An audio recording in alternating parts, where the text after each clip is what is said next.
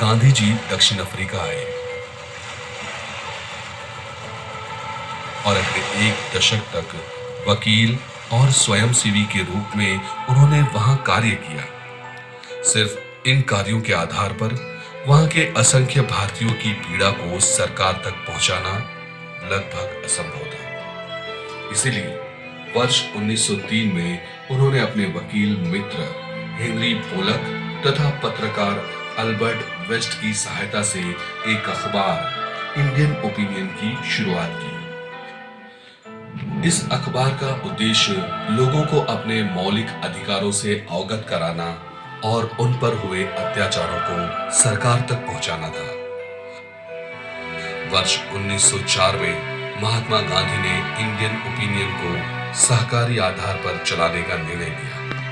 इसके लिए उन्होंने नगर से दूर एक फार्म खरीदा जो आगे चलकर फिनिक्स सेटलमेंट कहलाया।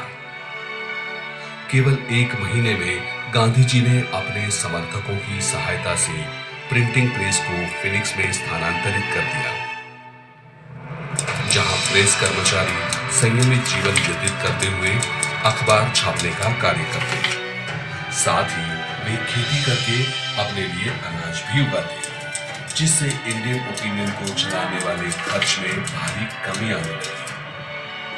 बापू की यह अनोखी पहल सामुदायिक जीवन की गुणवत्ता का श्रेष्ठ प्रमाण थी, जहां यूरोपीय एवं भारतीय मूल के लोगों ने आपसी सहिष्णुता, समर्पण और भाईचारे की नई मिसाल कायम की।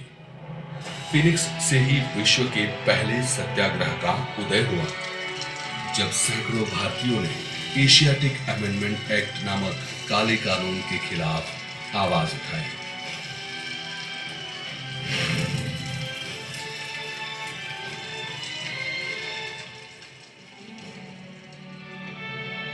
गांधी जी के आदर्शों से प्रभावित हरमन कालेनबाख ने उनके नस्लवाद के विरोध का समर्थन करते हुए जोहानिसबर्ग की अपनी 1100 एकड़ की भूमि समर्पित कर दी। इस भूमि पर वर्ष 1910 में महात्मा गांधी ने टॉलस्टॉय आश्रम की स्थापना की।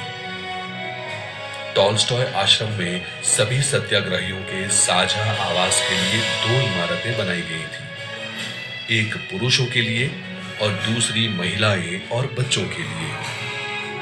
खेती के लिए एक बड़ा भूभाग निर्धारित किया गया, जिसके साथ एक विद्यालय और सुधारी तथा जूते बनाने जैसे कौशल सीखने के लिए एक कार्यशाला निर्मित की गई।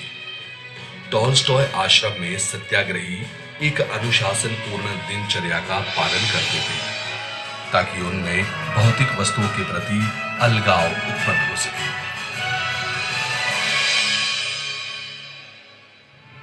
सामुदायिक जीवन के महिलाओं पर पड़े प्रभाव का चमकता उदाहरण वर्ष 1913 में उभरा, जब सरकार